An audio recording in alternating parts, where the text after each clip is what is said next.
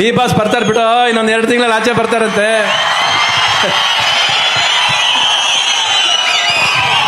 ಈ ಬಾಯಲ್ಲಿ ಹೇಳಿದ್ದೀನಿ, ಬರ್ತಾರೆ, ನೆನಪಿಟ್ಗ. ನಿಮಗೆಲ್ಲ ಡಿ ಬಾಸು, ಆ ಡಿ ಬಾಸ್ ನನಗೆ ಮಗ, ನೆನಪಿಟ್ಕೊಳ್ಳಿ. ಬರ್ತಾನೆ ಹೊರಗೆ, ಎಲ್ಲ ಬರ್ತಾರೆ. ಒಂದು ಕೆಟ್ಟ ಗಳಿಗೆ ಮನುಷ್ಯನ ಕುಗ್ಸುತ್ತೆ. ಅಷ್ಟು ಆಳು ಕರ್ಕೊಂಡು ಕುಗ್ಗಿಸ್ಬೇಕಾರೆ ಯಾವತ್ತೋ ಒಂದ್ಸರಿ ಎಬ್ಬರಿಸ್ಲೇಬೇಕಾಗತ್ತೆ ಅಲ್ವಾ? ಸೊ ಅದು ಕಾಯನ ಎಲ್ಲರೂ. ಬಟ್ ಎಲ್ಲರೂ ಒಂದೇ ಪ್ರೀತಿಯಿಂದ, ಒಂದೇ ಮನಸ್ಸಿಂದ ಇಲ್ಲಿ ಪೂಜೆ ಮಾಡಿ ಬರ್ತಾರೆ.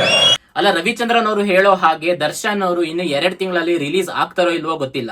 ಬಟ್ ಅಕಸ್ಮಾತ್ ರಿಲೀಸ್ ಆದ್ರೆ ಫ್ಯಾನ್ಸ್ ಗಳನ್ನಂತೂ ಕೇಳ್ಬೇಕಾ, ಹಬ್ಬ ಮಾಡ್ಬಿಡ್ತಾರೆ. ಆ ರೇಂಜ್ ಗೆ ಕಾಯ್ತಾ ಇದಾರೆ ಅವ್ರ ಫ್ಯಾನ್ಸ್. ಅಂಡ್ ಕಾಯ್ತಾ ಇರೋದಂದ್ರೆ ಸುಮ್ನೆ ಕಾಯ್ತಾ ಇರೋದಲ್ಲ, ಎಷ್ಟೋ ಜನ ಪೂಜೆಗಳನ್ನ ಮಾಡ್ತಾ ಇದಾರೆ, ಎಷ್ಟೋ ಜನ ಹರಕೆಗಳನ್ನ ಕಟ್ಕೊಂಡಿದ್ದಾರೆ.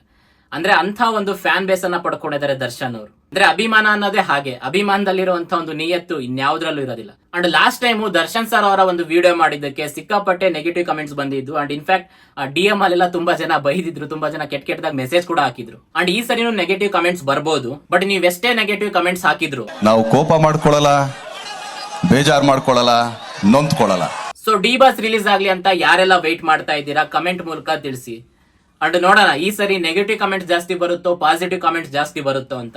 ಸೊ ಈ ವಿಡಿಯೋನ ಡಿ ಬಾಸ್ ಫ್ಯಾನ್ಸ್ಗೆ ಮ್ಯಾಕ್ಸಿಮಮ್ ಶೇರ್ ಮಾಡಿ ಮತ್ತು ಇಂತಹ ಇನ್ನಷ್ಟು ಕಂಟೆಂಟ್ ಗಳಿಗೋಸ್ಕರ ನನ್ನ ಫಾಲೋ ಮಾಡ್ಕೊಳ್ಳಿ. Thank you.